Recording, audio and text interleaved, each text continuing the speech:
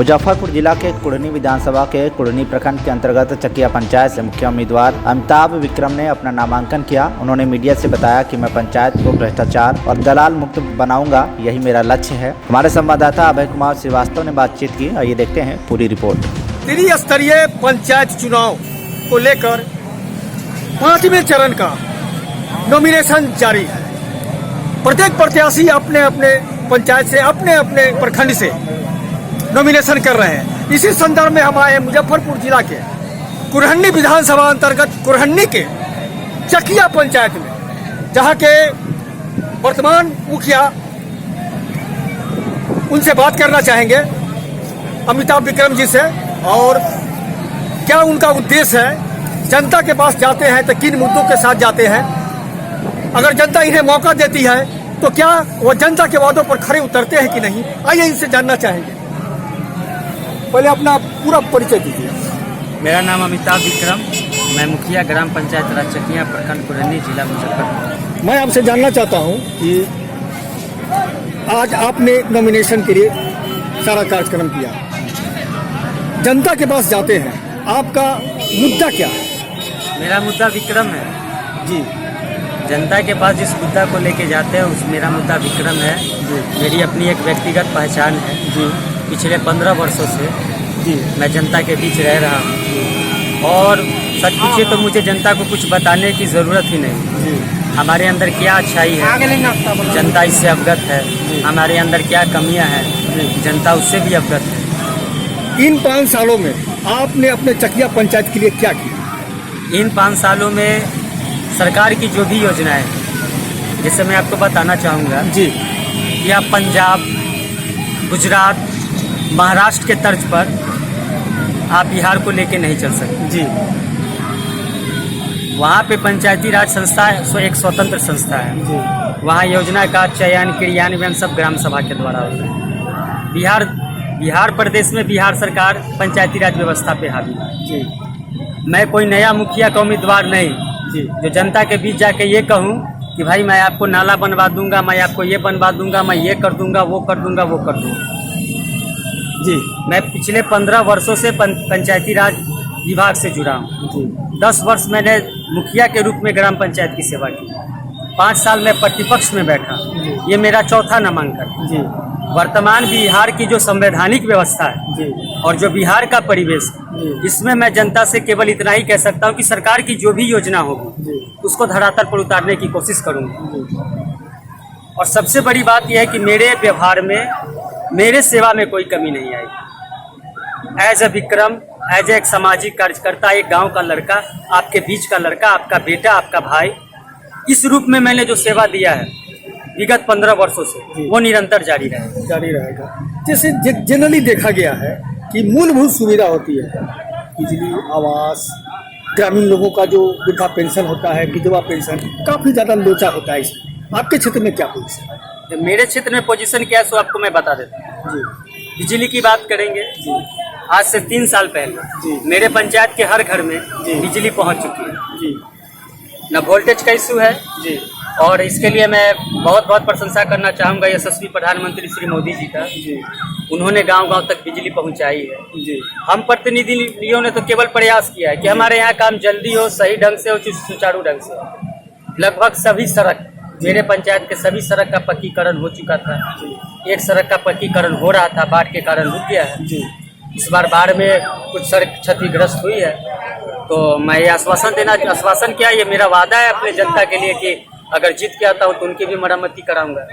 वृद्धा पेंशन की अगर बात करते हैं तो ऑन रिकॉर्ड बोल रहा हूँ, मेरे ग्राम पंचायत राज चकिया में एक भी ऐसा व्यक्ति नहीं है जिसकी उम्र 60 साल हो और उसे वृद्धा पेंशन नहीं मिल रहा है, वंचित नहीं है। लेकिन जटिलता है, जटिलता ये है कि केंद्र सरकार ने डीबीटी लागू किया है, डायरेक्ट बेनिफिट ट्रांसफर जी जी। हर चीज का फायदा खाते में मिलना है जी।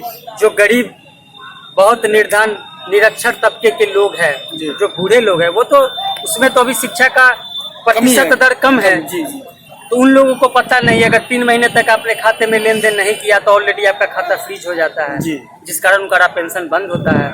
फिर हम लोग प्रयास करते हैं उसको फिर से चालू करवाते हैं। ये तो जटिलता है जी। मैं आपके माध्यम से सरकार तक ये बात पहुंचाना चाहता हूं कि वृद्धा पेंशन का जो भी अकाउंट है उसको बैंक के इस बाध्यता से मुक्त किया जाए।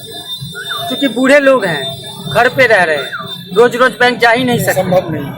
उनका कोई टोला मोहल्ला का कोई लड़का बेटा पोता मोबाइल में चेक करके बता दिया कि भाई आपको पेंशन का पैसा आया, तभी वो बैंक है कि ये मैंने तो सरकारी तो जो बाधाएं, इस बाधाओं को दूर किया आप जाए। समझ सकते हैं कि क्या ये पंचायत स्तर पर ठीक हो सकता है? तो हमारे स्तर की चीज है ही नहीं। जी। इसके लिए तो सरकार को चाहिए कि गाइडलाइन जारी करे, बैंकों को दे। अभी हम 2 साल से, हम ही नहीं पूरा विश्व कोरोना से ग्रसित रहा। आपके यहाँ स्वास्थ्य की व्यवस्था क्या है? देखिए, स्वास्थ्य की व्यवस्था क्या है, इसके बारे में जो आप मुझसे पूछ रहे हैं, जी आप मीडिया से हैं। जी। खैर, कोरोना में तो जो विश्व में आप जानते हैं कि सबसे नंबर 1 पे इटली का स्थान था स्वास्थ्य व्यवस्था में। कोरोना ने इटली की क्या हालत की आप समझ लीजिए। अपने देश में दिल्ली की क्या हालत हुई, जो देश की राजधानी है। मैं तो इतना ही कहूँगा कि ईश्वर को मैं सत कोटि धन्यवाद देता हूँ। मेरे पंचायत में एक मरीज, एक व्यक्ति की भी मौत कोरोना से नहीं हुई।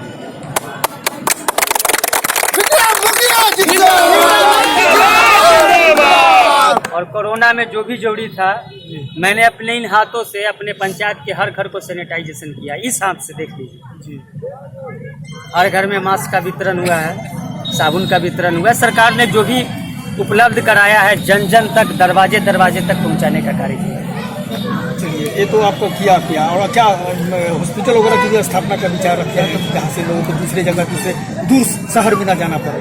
ऐसा कोई आपका स्कीम? बिहार का सबसे बड़ा प्रखंड है कुरन्नी जी, और यहाँ मात्र 2 हॉस्पिटल है। तो आप क्या उम्मीद करते हैं कि बिहार का सबसे छोटा पंचायत चकिया, जिसमें 6 वार्ड है, 3200-3600 वोटर है, वहाँ पे हॉस्पिटल खोल दिया जाएगा?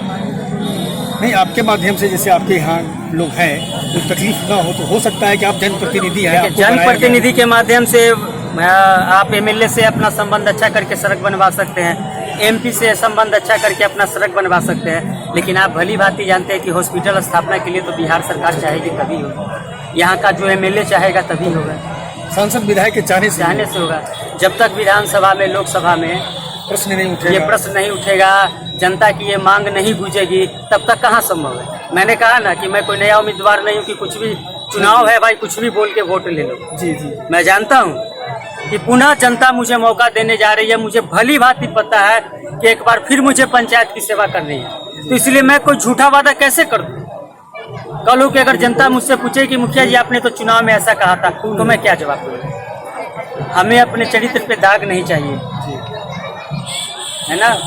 बहुत बच्चा था तो किसी नेता ने ही मुझे, जौहर साहब ने मुझसे कहा था कि विक्रम, कमजोर बलवान से कमजोर डरता है, धनवान से गरीब डरता है और चरित्रवान से सब डरता है। तो कोई भी ऐसा वादा नहीं, कोई भी ऐसी बात नहीं जो कल चरित्र पे भारी पड़े। देखिए, मिला जुला के जब हमने इनसे बात किया है, तो बात करने के बाद यह निष्कर्ष निकला है, नवयुवक है, जोश है, गर्मी है, और इन्होंने कई बार इस चकिया पंचायत में प्रतिनिधि रह करके ग्रामीणों के बीच में सेवा किया, हर तरह का सेवा किया है। केंद्र की योजना, बिहार राज्य की सारी योजनाओं को इन्होंने बखूबी धरातल पर उतारने का काम किया। अब आने वाला वक्त बताएगा कि ग्रामीण इनके साथ है या नहीं।